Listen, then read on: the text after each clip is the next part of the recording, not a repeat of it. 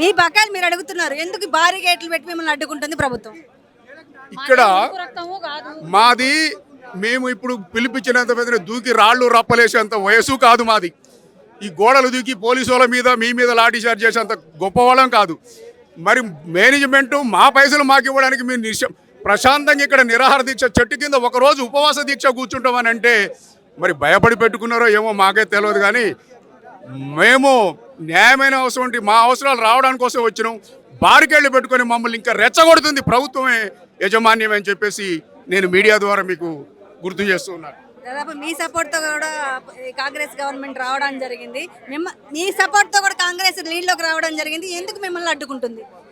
నేను అనుకుంటున్నాను కాంగ్రెస్ ప్రభుత్వం ఇవాళ ఇదే కాదమ్మా, చరిత్రలో ఇప్పుడు ఎన్టీ రామారావు గారి కాంచి మొదలు పెట్టుకుంటే ఆర్టీసీ కార్మికులతో పెట్టుకున్న పార్టీ ఏది గెలిచిన సంకేతాలు లేవు. మీరు మీడియా మీకు చరిత్ర బాగా తెలుసు, నేను చెప్పను దాంట్లోకి వెళ్ళను. కానీ చంద్రబాబు నాయుడు పెట్టుకుంటూ మట్టిలో కలిసిపోయిండు, ఎన్టీ రామారావు పెట్టుకుంటూ ఎన్జిఓస్ తోటి మట్టిలో కలిసిపోయిండు, ఆర్టీసీ కార్మికులతో పెట్టుకున్న కేసీఆర్ మట్టిలో కలిసిపోయిండు. తెలంగాణ సాధించింది ఆర్టీసీ కార్మికుడు 52 రోజులు జీతభత్యాలు వదిలేసి కొట్లాడి తెలంగాణ సాధించినటువంటి ఆర్టీసీ కార్మికుల్ని కడుపున చేర్చుకొని హక్కున చేర్చుకొని సెక్రటరియట్లో ఇంత గొప్పలు పలికిన కేసీఆర్ 10 ఏళ్ళు మమ్మల్ని తొక్కిపెట్టిండు. ఆ తర్వాత రేవంత్ రెడ్డి గారు వచ్చారు, నేను మిమ్మల్ని కడుపులో పెట్టుకొని చల్లగా చూసుకుంటా అని చెప్పేసి పిలిపించినందుకు ఆర్టీసీ కార్మికులు రేవంత్ రెడ్డి గారిని గెలిపేయడం జరిగింది. రేవంత్ రెడ్డి గారు గెలిచిన తర్వాత రేవంత్ రెడ్డి గారికి మీ ద్వారా నేను తెలియపరిచేది ఒకటే, ఒక్క విషయాల్లో నేను ఆయనకి ధన్యవాదాలు చెప్తున్నాను. ఒకటి ఏంటి అంటే అతను వచ్చిన వెంటనే మాకు 2017కి సంబంధించిన పే స్కేల్ కానీ 2021కి సంబంధించిన పే స్కేల్ కానీ ఈ ప్రభుత్వం ఇచ్చింది, అది అమలు అవుతుంది. కానీ రిటైర్డ్ అయిన ఉద్యోగులకు అమలు కావట్లేదు. కాంగ్రెస్ ప్రభుత్వానికి నా విన్నపం ఏంటంటే, మీకు ఈ ప్రభుత్వం కరెక్ట్గా చెప్తుందా లేదో, సమాచారం ఇస్తుందా లేదో నాకు తెలియదు, కానీ మాకు రిటైర్డ్ అయిన వాళ్ళకు వర్తించట్లేదు. మీరు ఇచ్చిన 2 పే స్కేళ్ళకి ఈ సభాముఖంగా మీకు ధన్యవాదాలు చెప్తూ మాకు కూడా దాన్ని వర్తించాలి. సర్క్యులర్లో పే స్కేల్కి సంబంధించిన గైడ్లైన్స్లో విశ్రాంత ఉద్యోగులకని చెబుతున్నారే తప్ప అమల్లో లేదు. ఎన్ని సంవత్సరాల నుంచి రావట్లేదు? నాకు 10 ఏళ్ళ బకాయిలు రావాలి. నేను 2022లో రిటైర్డ్ అయ్యాను. నాకు 2017 నుంచి అంటే ఫిబ్రవరి వరకు 9 ఏళ్ళు గడిచిపోయి 10వ సంవత్సరం నడుస్తుంది. 2017 ఏరియర్స్ రావాలి, 2021 రావాలి, పే ఫిక్సేషన్ చేయాలి. ఈ మధ్యకాలంలో మీరు దాదాపు నాగిరెడ్డిని కూడా కలవడం జరిగింది. ఏంటి నాగిరెడ్డితో చర్చలు ఏం జరిగాయి? నాగిరెడ్డి గారిని కలవడం కూడా మా సారథ్య కమిటీ కలిసింది. వారు ఎంత చక్కగా చెప్తారంటే, మిమ్మల్ని చూస్తే మాకు బాధ అవుతుంది, మా కళ్ళెంబ నీళ్ళు గారుతున్నాయి, మిమ్మల్ని చూసి మేము తట్టుకోలేకపోతున్నాం, మీ ఘోష ఎవరికి రాకూడదు అని ఎంత చల్లటి తీపి కబుర్లు చెప్పుకుంటూ చెప్పినట్టు బకాయిలు వదిలేస్తున్నారా చెప్పించి మానవతా దృక్పథంతో సంస్థ దివాలా తీసింది. మానవతా దృక్పథం మీలోనే ఉండాలి, నేను మాత్రం తింటా కానీ మీరు మాత్రం మానవతా దృక్పథంతో ఉండాలని చెప్పేసి ఈ దగులుబాజీ ఆర్టీసీ యాజమాన్యము ప్రవర్తిస్తుందమ్మా మా ఎడల. దీన్ని మేము మీ ద్వారా ఆర్టీసీ దివాలా తీసింది ఎండి అన్నప్పుడు విలీనం చేస్తాను ఒప్పందం కుదుర్చుకున్నారు. దాదాపు ఏదైతే మహిళా స్కీమ్ పెట్టారో మహాలక్ష్మితో లాభాలు వస్తున్నాయి అంటున్నారు. ఇదంతా వాస్తవం కాదంటారా? ఇది వాస్తవం కాదమ్మా. వాస్తవం అయినట్టు ఎవరిని మభ్య పెడుతున్నారు? ఆర్టీసీ యాజమాన్యంలే తప్పు, కానీ ఇటు ప్రభుత్వాన్ని నేను అంటలేదు.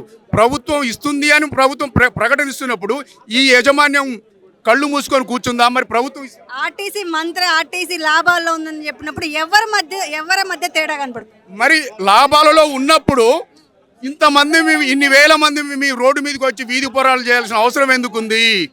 ఎటుపోతున్నాయి ఆ పైసలు? మరి మీరు తింటున్నారా?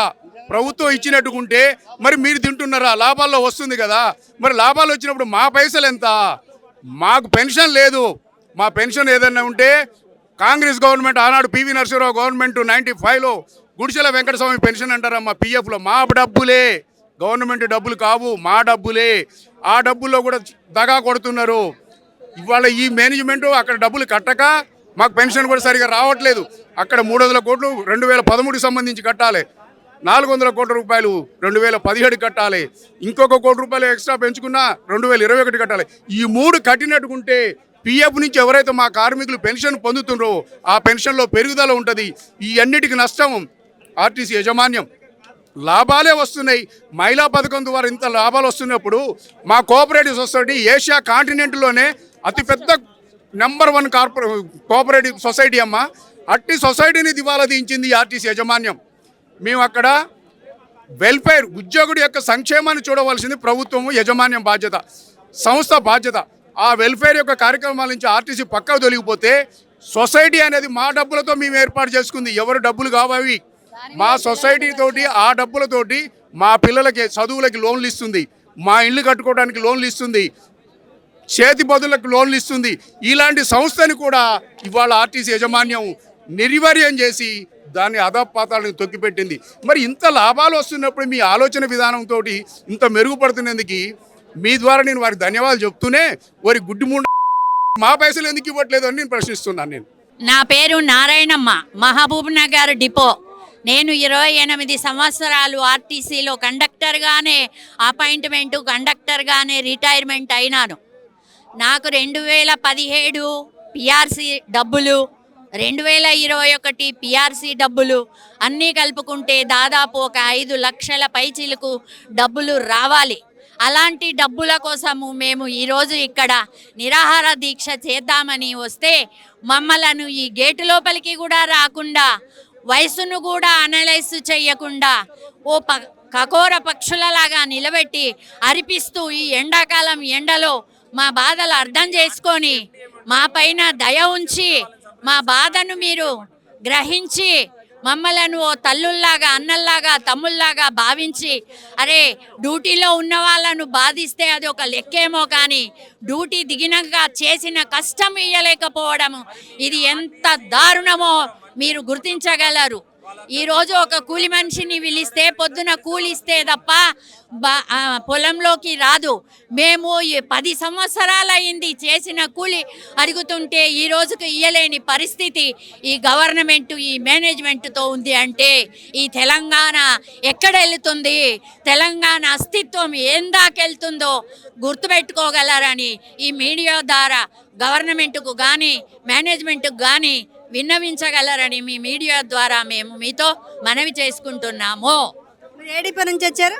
మహబూబ్ నగర్. ఇక్కడ వచ్చినటువంటి రిటైర్డ్ ఎంప్లాయీస్ అన్ని జిల్లాల నుంచి వచ్చారా? ప్రతి డిపో, తెలంగాణ 97 డిపోల నుంచి, ప్రతి డిపో నుండి దాదాపుగా ఎంతమంది వచ్చిండ్రో ఇప్పటికి దాదాపు ఒక 10,000 మంది పైచిలుకున్నారు. ఇక అక్కడక్కడ ఇక్కడ ఎక్కడో వాళ్ళు చేతనయ్యి చేతగాక కింద పడుతూ మీద పడుతూ వచ్చిండ్రు. కొంచెం ఒంట్లో ఇమ్యూనిటీ పవర్ ఉన్న వాళ్ళు ఈ విధంగా నిలబడ్డారు. ఇమ్యూనిటీ పవర్ లేని వాళ్ళు కింద కూర్చొని ఎంత బాధపడుతున్నారో మీ మీడియా అక్కడికి వెళ్ళి కూడా వాళ్ళ బాధలు, వాళ్ళ సాధకాలు మీరు గ్రహించి మీడియా ద్వారా గవర్నమెంట్కు తెలియజేస్తారని మిమ్మల్ని కోరుకుంటున్నాము.